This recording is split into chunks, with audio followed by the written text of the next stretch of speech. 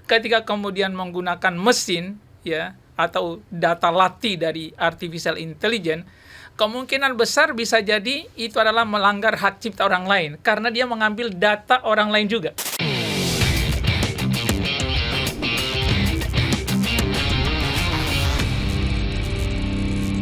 Kembali lagi di podcast Bikin Terang. Kalau yang gelap tempatnya bukan di sini karena kami di sini hanya untuk mereka yang ingin terang. Glowing. Yang ingin glowing. Nih, host sebelah nih glowing nih, beda sama saya. Saya Gaib Martu Sigit.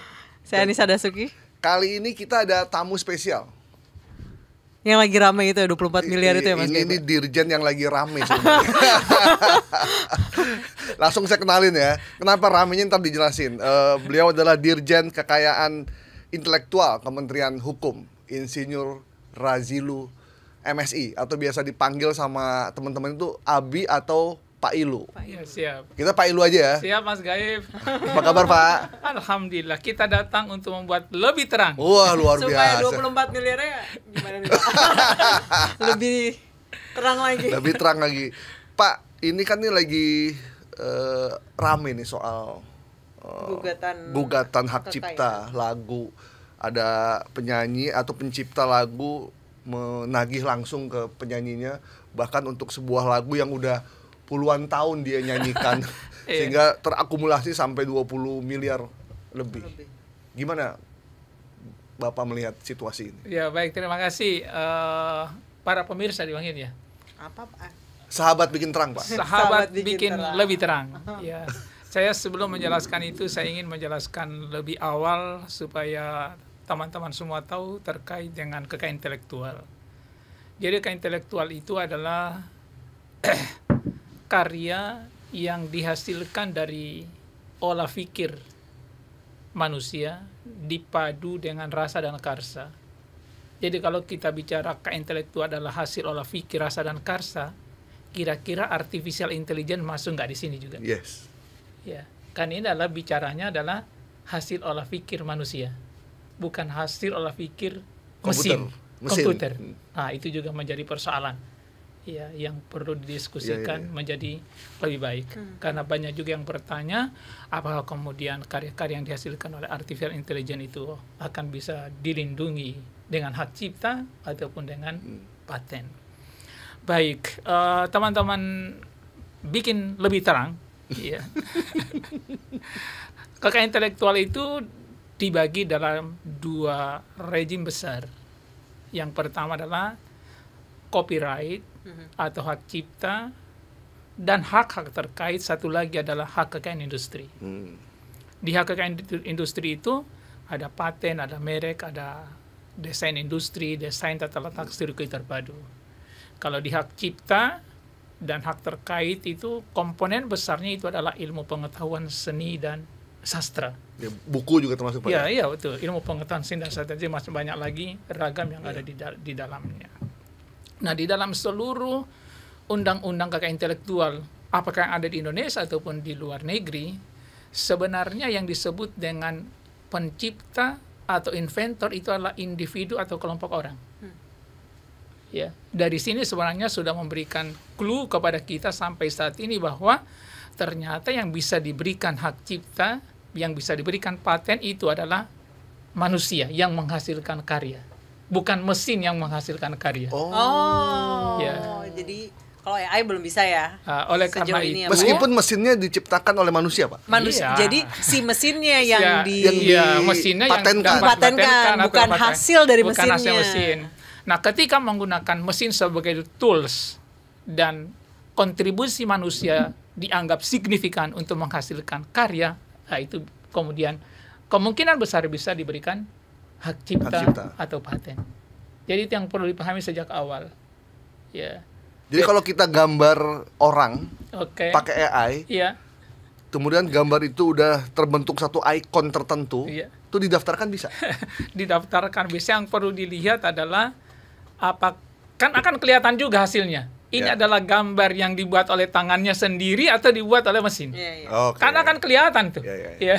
Ketika kemudian menggunakan mesin, ya, atau data latih dari artificial intelligence, kemungkinan besar bisa jadi itu adalah melanggar hak cipta orang lain karena dia mengambil data orang lain juga.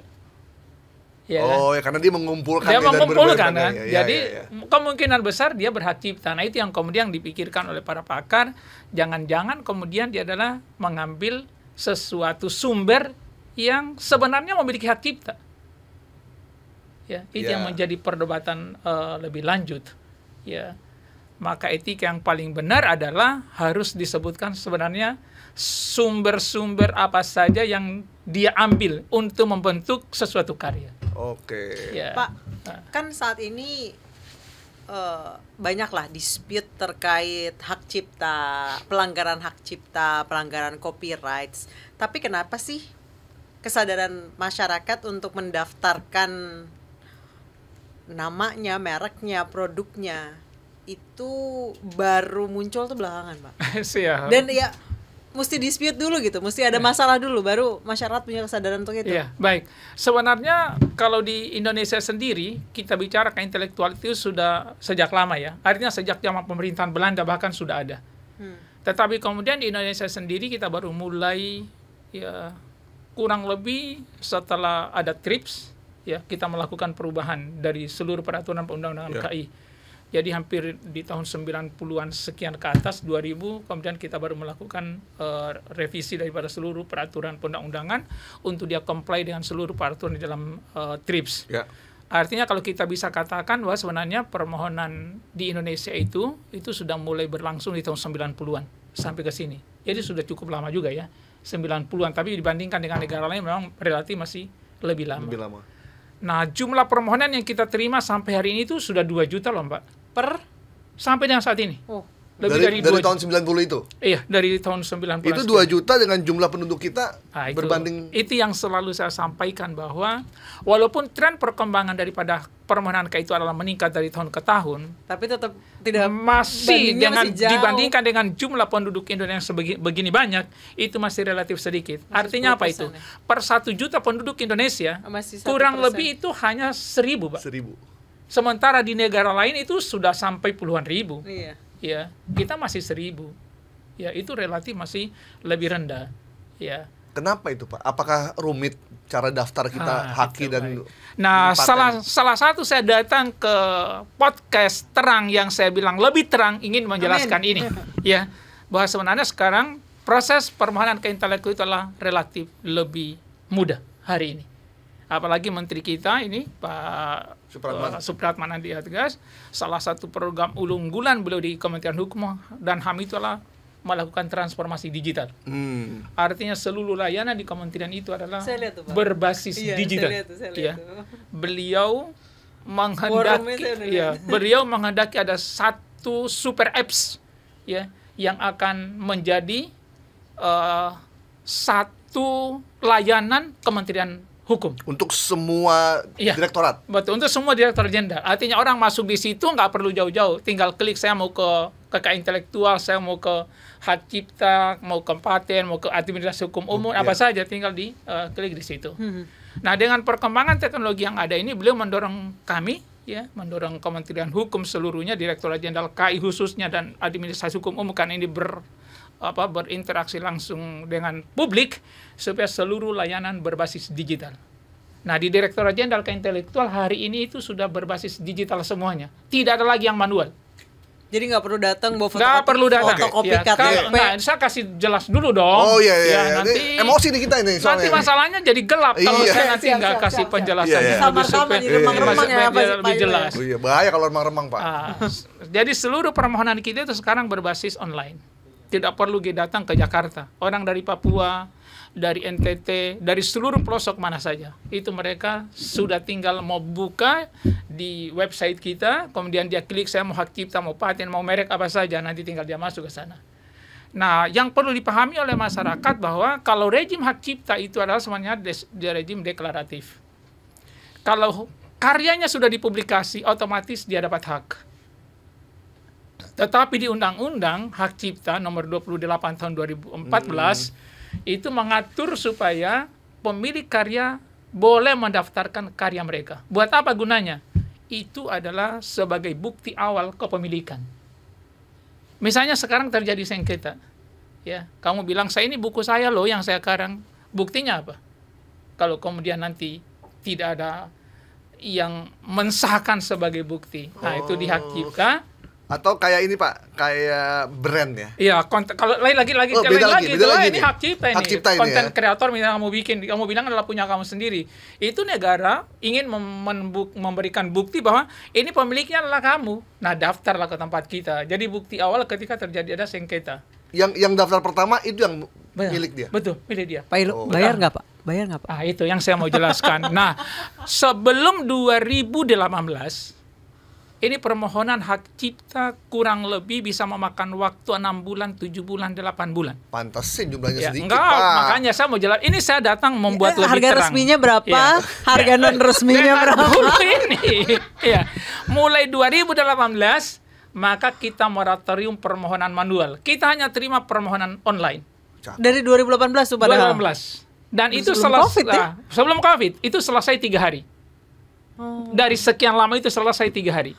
Kemudian mulai 6 Januari 2022 kita bikin persetujuan otomatis pencatatan hak cipta. Selesai rata-rata hanya 3-4 menit. Luar biasa. Keren. Berapa Pak? Berapa? Biayanya sangat murah meriah. Biayanya hanya 200.000 sekarang. Oh, udah nggak ada lagi bawah tangan.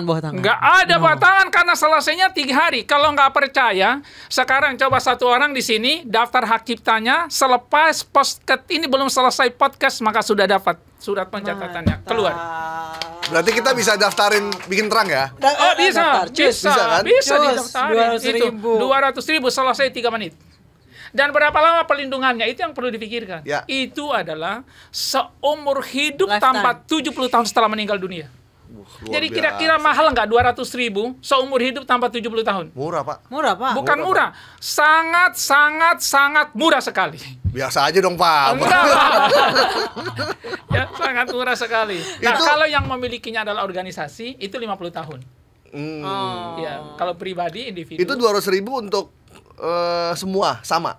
Nah, ini kan baru bicara hak cipta. cipta, Sekarang tadi bicara brand. Merek. Ya, Misalkan merek. saya mau bikin ayam goreng. Nggak usah jauh-jauh, ini MNC. Ya oke, Ya. merek MNC. MC, ini merek. Ini merek bayarnya sekarang 1.800.000. Ya, 1.800.000. Tapi untuk UMKM itu bayarnya hanya 500.000. Jadi kita bedakan UMKM dengan Korporasi korporasi besar. Ya. Itu jadinya berapa lama begitu kita daftar? Kalau rejim tadi kita bicara ada 2 kayak intelektual itu, hak cipta dan hak terkait, kemudian hak industri. Kalau hak industri ini sifatnya konstitutif, jadi harus daftar. Kalau tidak mendaftar maka tidak akan ada pengakuan. Kayak bikin terang nih, kalau nggak daftar nanti bisa diambil sama yang lain loh. Makanya perlu dicek apakah sudah daftar atau belum. Iya. Itu dulu Pak Aiman tuh, dia daftar semua program-program dia itu. Kalau nggak didaftar ini bahaya juga, bisa diambil orang. Secepatnya aja daftar. Udah kayaknya. Mana udah harus dibuktikan dong. Udah on proses. Jadi kalau misalkan ada sekarang ini. Nah, kita lagi bicara brand. Oke, lanjut Pak. Nanti semua goib ini kalau nanti belum brand dulu, brand lanjut. Setelah itu Pak jadi gelap. Nah, kalau rejim yang namanya konstitutif harus daftar dan ada tahapan proses. Setelah daftar akan diperiksa formalitasnya, apakah seluruh kelengkapan sudah dipenuhi atau enggak.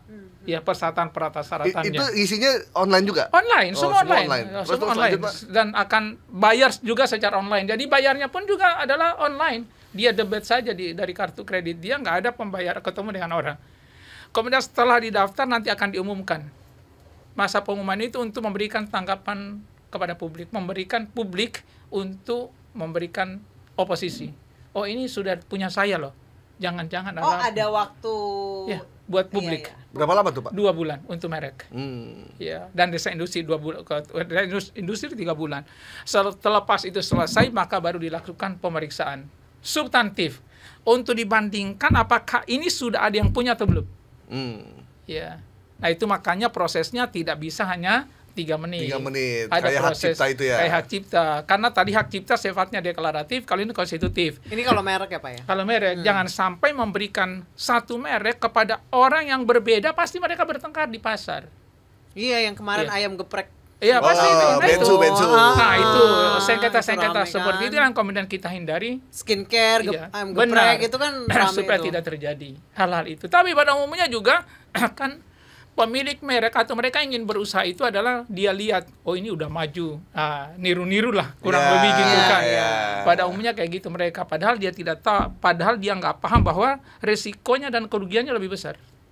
Saya sering katakan kenapa kemudian nggak minta merek dengan nama yang sangat unik sekali, beda aja sendiri. Begitu banyak yang namanya kata-kata itu. Karena merek itu adalah tanda yang dapat berupa huruf, angka, ya, kemudian gambar dan lain-lain, dan kombinasinya kan bisa mengkombinasi ribuan macam-macam. Misalnya, mohon maaf ini bisa memintakan merek Mas Goib untuk rawon yang paling di sekitar NMC ini misalnya gitu. Rawon nakal. Bisa. Rasanya nakal gitu. Karena ada rawon setan kan, jadi rawon nakal. Rawon nakal. Bisa. Ada rawon setan, ada rawon gaib. Misalnya itu Mbak Nisa juga mau minta merek apa?